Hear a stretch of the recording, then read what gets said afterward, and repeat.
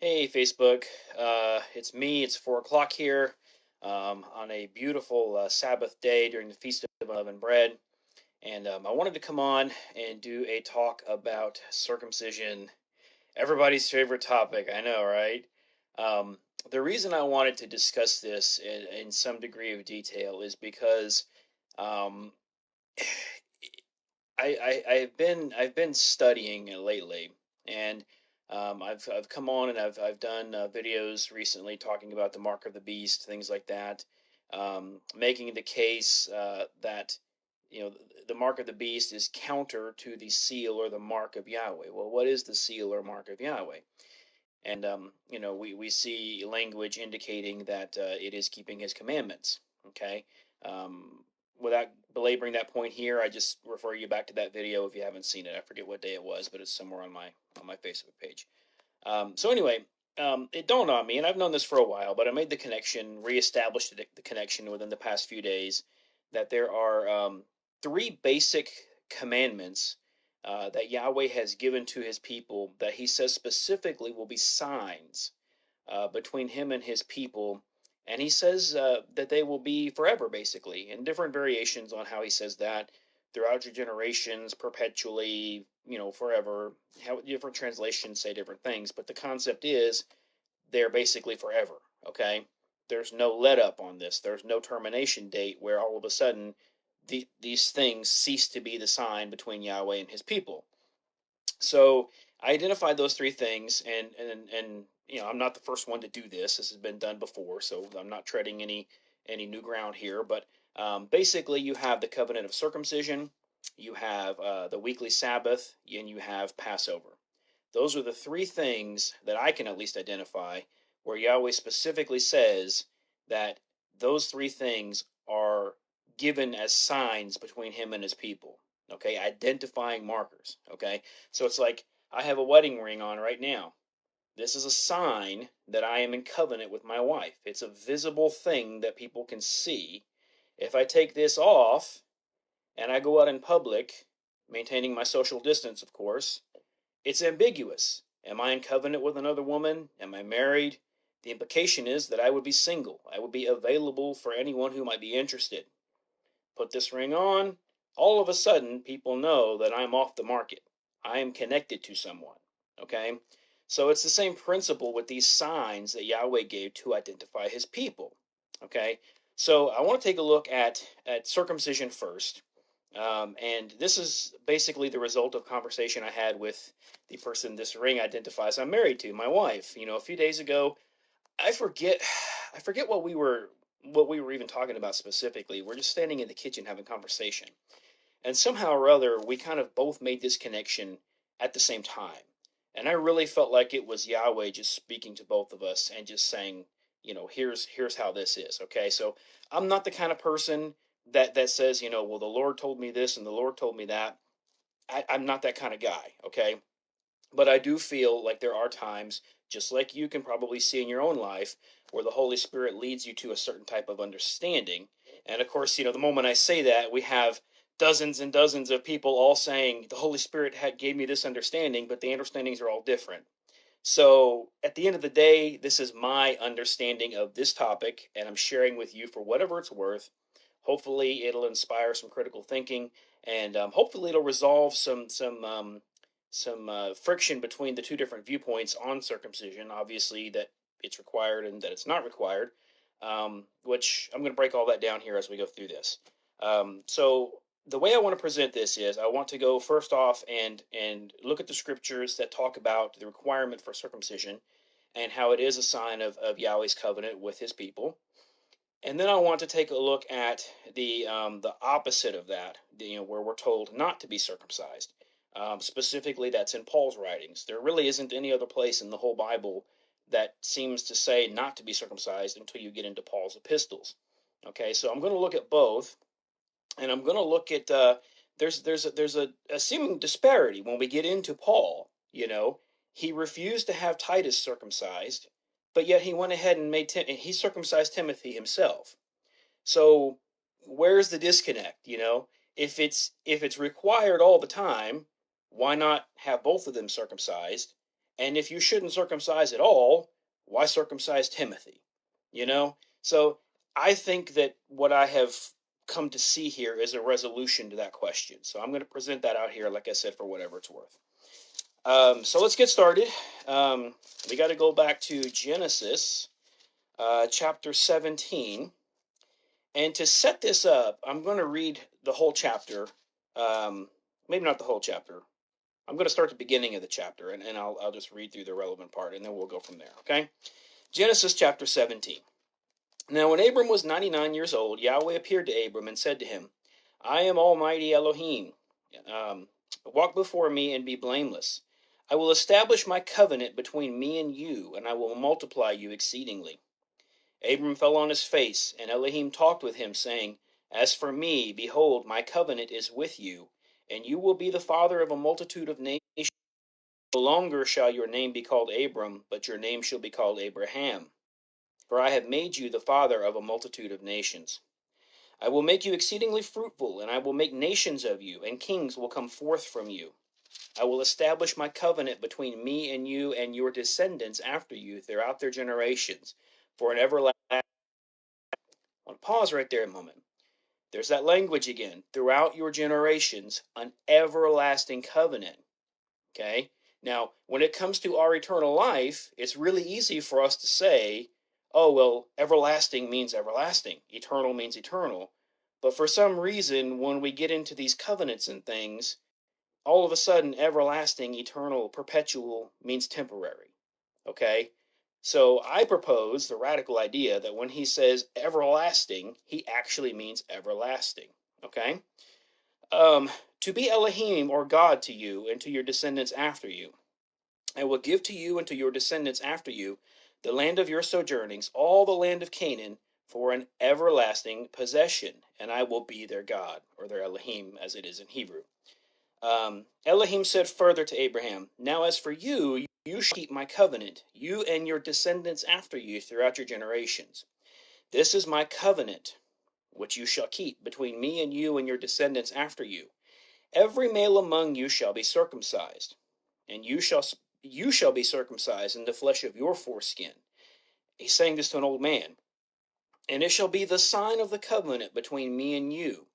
And every male among you who is 8 days old shall be circumcised throughout your generations. A servant who is born in the house, or who is bought with money from any foreigner, who is not of your descendants.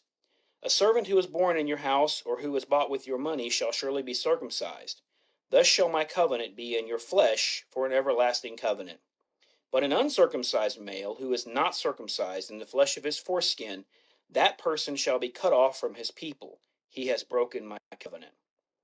Now, as we can see, Yahweh is reaffirming his covenant here with Abraham for the promised land to be given to his descendants for an everlasting possession. Okay? So we're talking about the land covenant. He then puts another covenant in conjunction with that, the covenant of circumcision. Okay? Now, this is supposed to be everlasting as well. Now, the interesting thing to me is when we get down to the end of this, and this is part of the thing that I will try to weave together and reconcile as we go through this.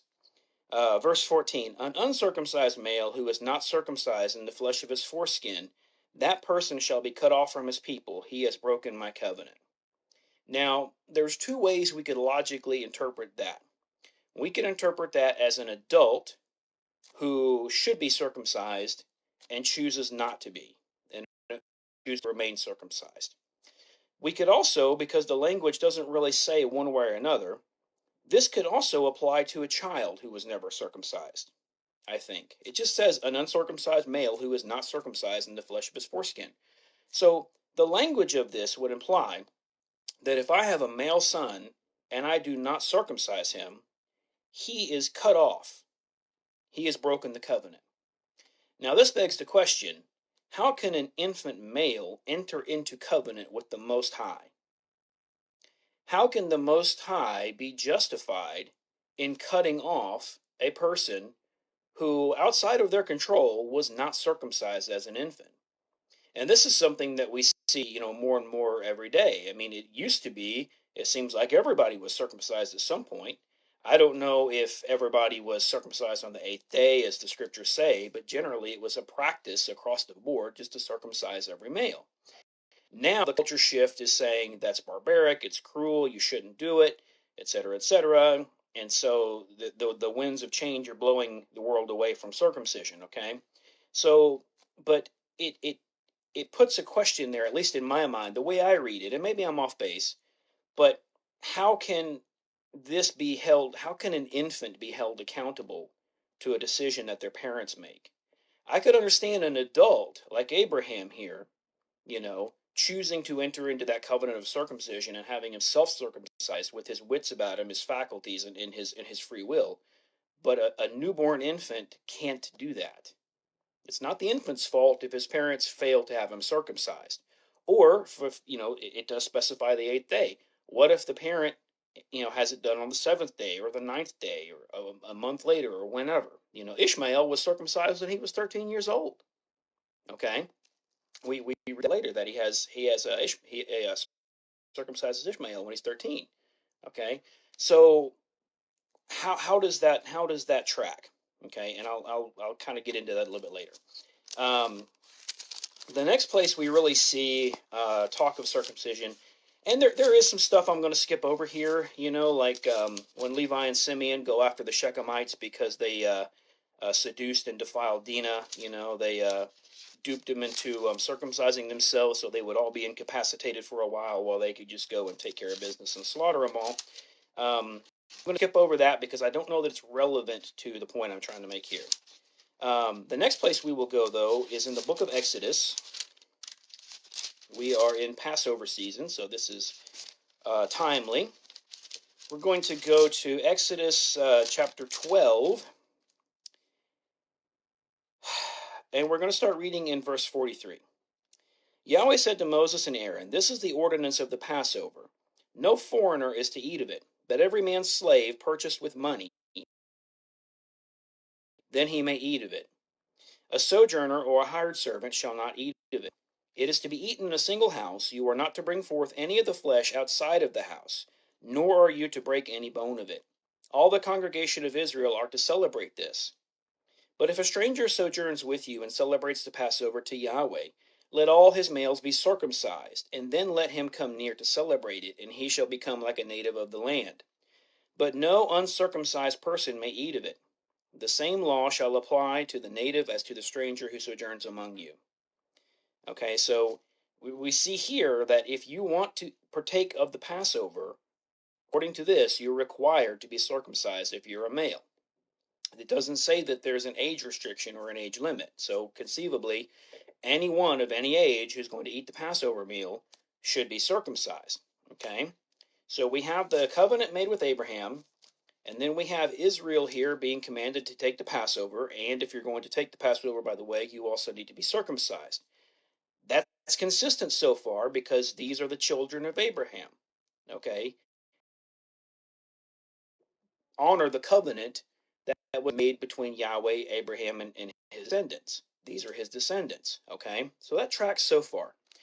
Now we get into so far, and this is interesting to note. So far we are pre-Sinai. Okay, we haven't gotten to Mount Sinai yet. So we have the covenant of circumcision made pre-Sinai.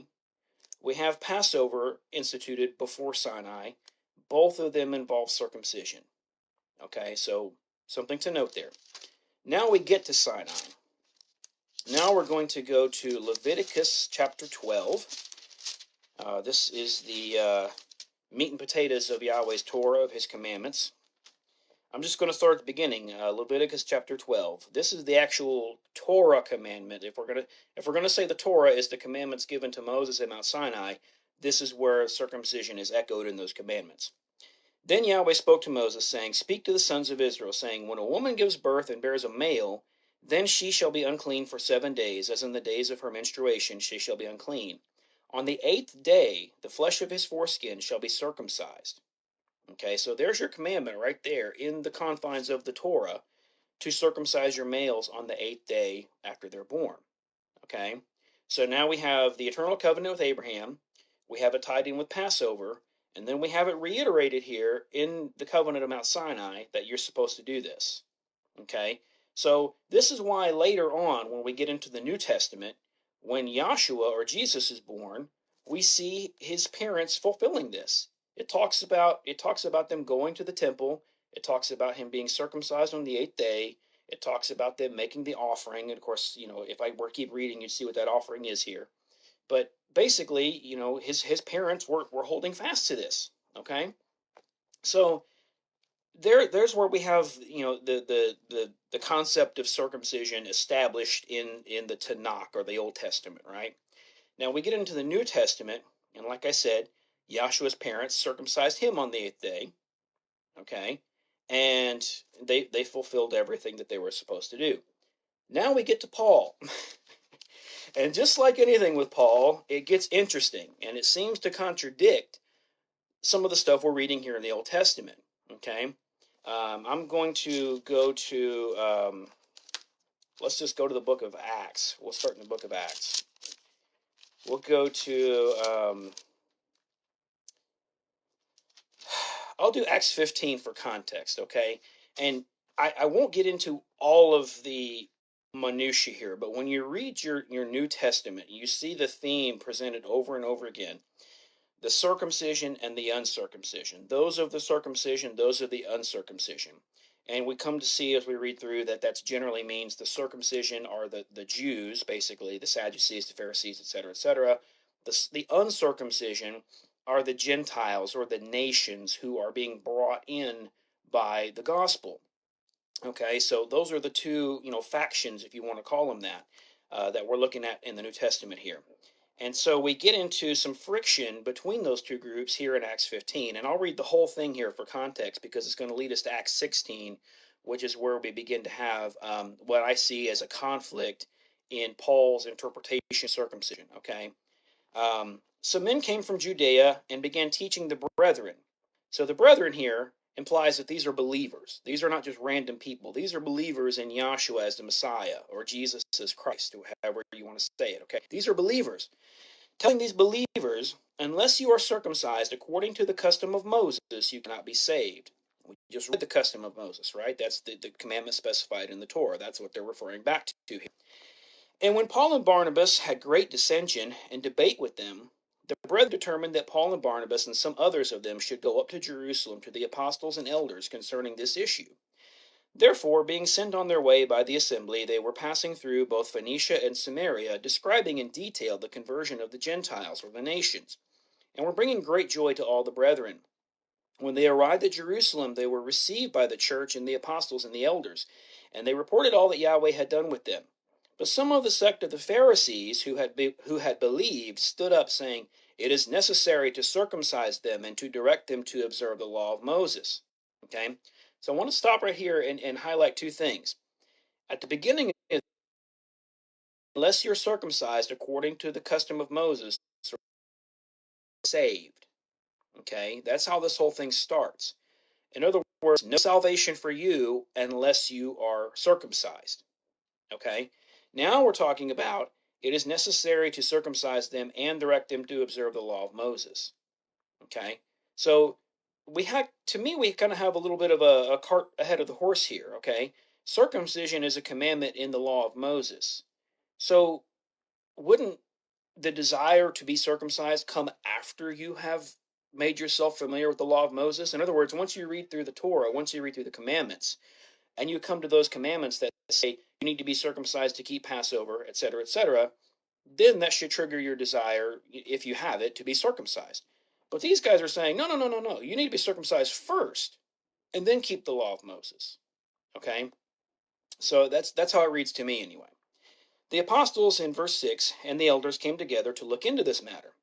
After there had been much debate, Peter stood up and said to them, "Brethren, you know that in the early days Yahweh made a choice among you, that by the mouth of the Gentiles, that by my mouth the Gentiles would hear the word of the gospel and believe.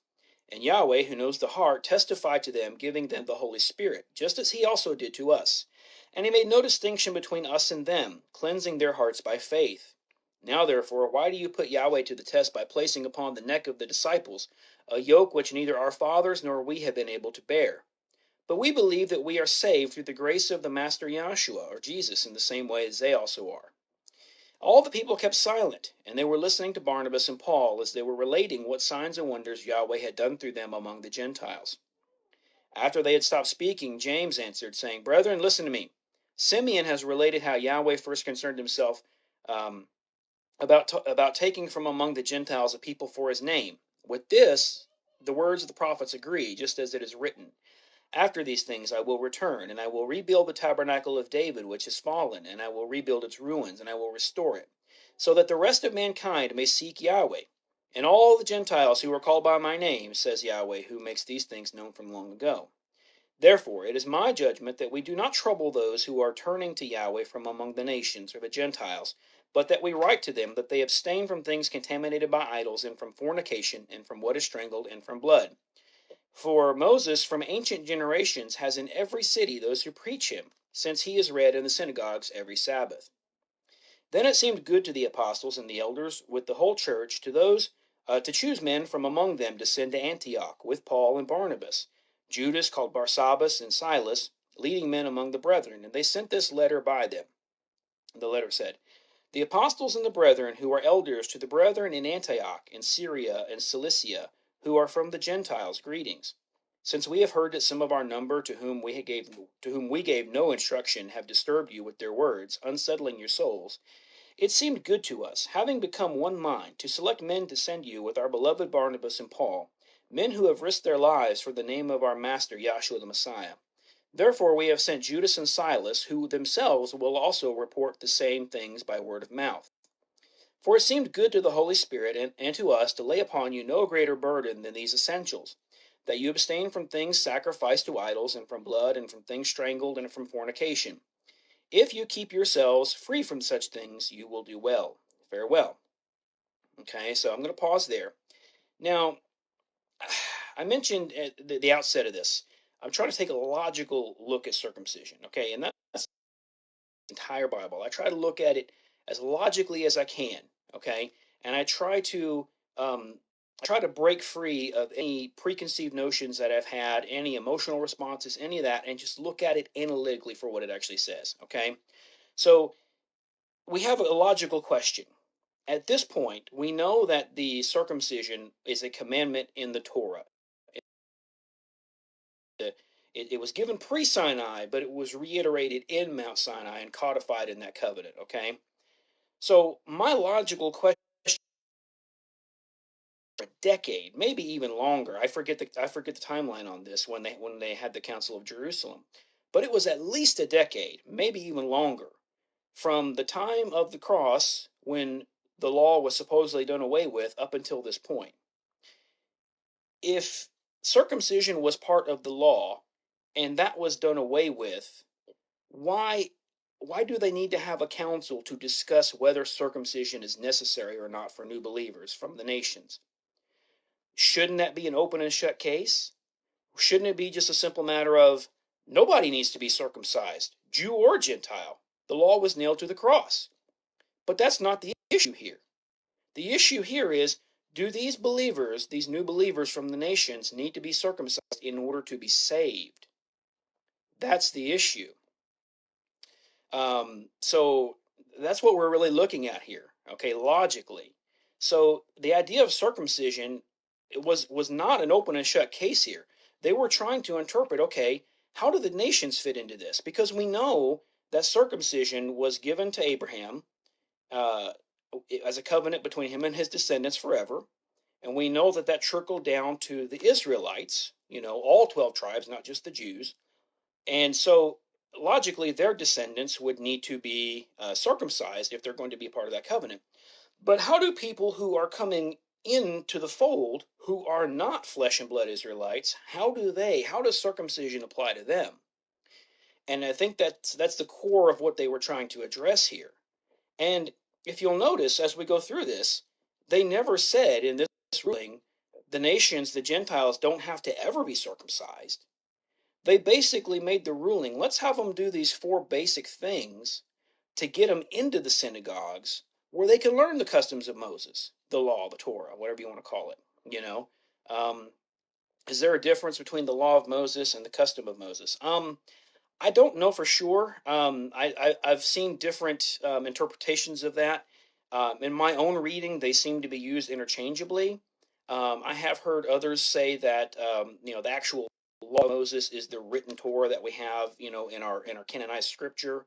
The customs of Moses might be some of the other oral stuff that the Sadducees and Pharisees added onto that as part of the traditions.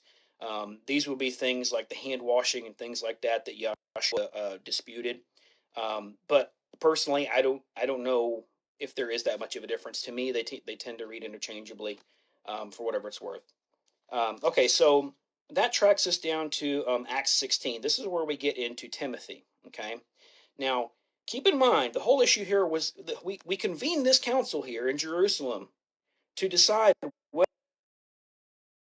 size in order to be saved. Okay, now we chapter 16 of Acts. Paul came also to Derbe and to Lystra, and a disciple was there named Timothy, the son of a Jewish woman who was a believer, and his father was a Greek. And he was well spoken of by the brethren who were in Lystra and Iconium. Paul wanted this man to go with him, and he took him and circumcised him because of the Jews who were in those parts, for they all knew his father was a Greek. Now, if the whole idea was that the people don't need to be circumcised, okay, and I'll get to Galatians here where Paul speaks more strongly on this in a bit. But if the whole idea is that circumcision is a thing of the past, okay, and it's not required, it's not necessary in any way, shape, or form, why on earth is Paul having Timothy circumcised? And he's not just having him circumcised, he's doing it himself, okay? Now, it does say that he did it because of the Jews. Now, I read at one point a write-up by John Piper. I'm pretty sure it was John Piper, and he addressed this, okay? And his basic point was, where Paul talks about, I am all things to all men, to the Jew a Jew, to the Gentile a Gentile, or however he phrases it, basically, okay? Basically, in order to bring everybody in, I need to speak to them in language that they can understand. I need to be able to relate to them somehow, you know what I mean? Like, and we understand that as human beings now. If you can relate to somebody on their level, you have a much better chance of speaking to them and dialoguing and maybe making your case if you're trying to convince them of something, okay? It's no different for Paul. So that's what his point was, is that he had Timothy circumcised so that when they went around to the Jews would be more accepting and actually listen to them instead of just saying, get this uncircumcised Greek out of here.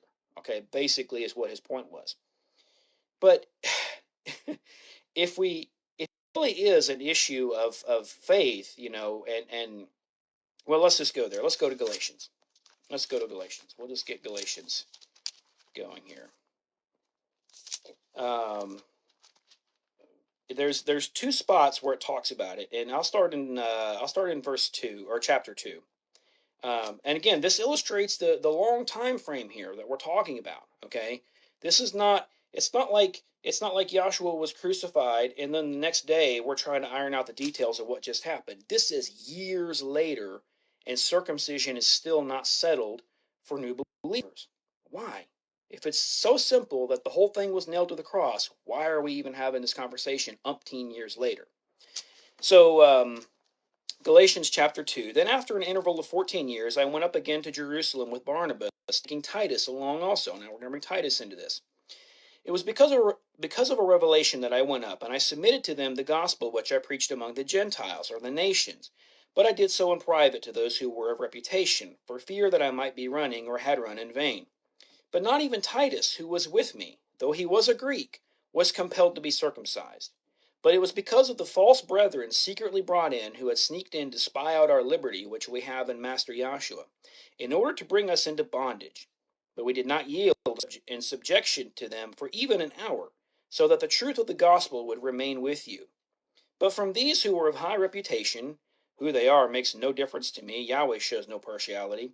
Well, those who were of reputation contributed nothing to me. But on the contrary, seeing that I had been entrusted with the gospel to the uncircumcised, just as Peter had been to the circumcised, for he who effectually worked for Peter in his apostleship to the circumcised effectually worked for me also to the Gentiles. Okay, So if we look at this language logically, we're reinforcing that idea that Jews are circumcised, Gentiles are non-circumcised. And recognize the grace that had been given to me. James and Cephas, or Peter, John, who were reputed to be pillars, gave to me in fellowship, so that we might go to the Gentiles and they to the circumcised. They only asked us to remember the poor, the very thing I was also eager to do. Now, I won't read the whole thing, but we get into the whole dispute between Paul and Peter, where Peter, used to hang out with the Gentiles and everything, and then some Jews basically came and said, "Hey, Peter, you really shouldn't be fellowshipping with those guys." And so Peter listened to it, and he's moved himself away from the Gentiles, which was hypocrisy, and Paul called him out on it, okay? And he's again using this language of circumcision and uncircumcision, okay? The Jews are circumcised, the Gentiles are not, okay? We have that us versus them mentality. We're familiar with all the different flavors of that now, right? Democrat, Republican, etc., etc. This is kind of a similar kind of thing in that time, okay? Now, I want to get to, let's get to, I could read the whole thing here, but for time's sake, I'm going to skip to Galatians 5. Okay, this is where Paul really starts to drill into circumcision, and he gets pretty forceful with it. Now, as I read Paul's words here, I want you to think about how he circumcised Timothy himself back in Acts 16, but then he refused to have Titus circumcised. And think of those two cases, and let's think of how his words here fit with those two scenarios, okay? It was for freedom that Messiah set us free. Therefore, keep standing firm and do not be subject again to a yoke of slavery. Behold, I, Paul, say to you that if you receive circumcision, Messiah will be of no benefit to you. Okay? Now, if we read that verse in isolation, the moment I get circumcised, the cross means nothing to me. It's irrelevant to me. The moment I get circumcised, that's out of the picture. Okay? If we read this verse in isolation, that's the point that can easily be made. We keep going, though. And I testify again to every man who receives circumcision that he is under obligation to keep the whole law, or the Torah. You have been severed from Christ, you who are seeking to be justified by law. You have fallen from grace. For we through the Spirit, by faith, are waiting for the hope of righteousness. For in Yahshua the Messiah, neither circumcision nor uncircumcision means anything, but faith working through love. You were running well. Who hindered you from obeying the truth? This persuasion did not come from him who calls you. A little leaven leavens the whole lump of dough. I have confidence in you, in the Master, that you will adopt no other view. But the one who is disturbing you will bear his judgment, whoever he is. But I, brethren, if I still preach circumcision, why am I still persecuted? Then the stumbling block of the cross has been abolished. I wish those who were troubling you would even mutilate themselves. Okay? So, Paul is basically saying that there are people who are telling these Galatians that they have to be circumcised. And he's basically saying, I really wish they would just knock it off. And if they're so intent on circumcising you, they just need to mutilate themselves. Says the man who circumcised Timothy himself in Acts 16. Okay?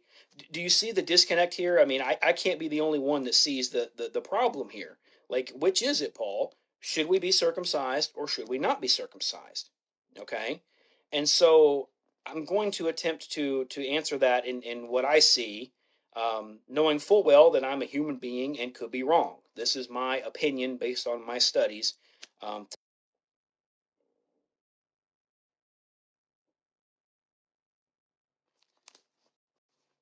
I'm not sure if I'm streaming or not, but it looks like I lost my connection. If you can see me, could somebody please comment and tell me that you can still see and hear me? I'm not sure if I'm still up or not.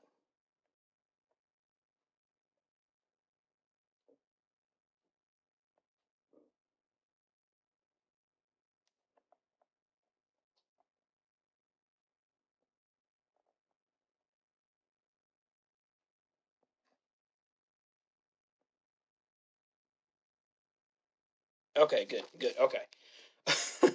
It gave me some kind of thing that said that Google Play had disabled or something, and I was thinking, like, what does Google Play have to do with Facebook? I don't know. So hopefully nothing was missed there. I lost you, but you're back. Okay. Um, it's doing it again. Okay.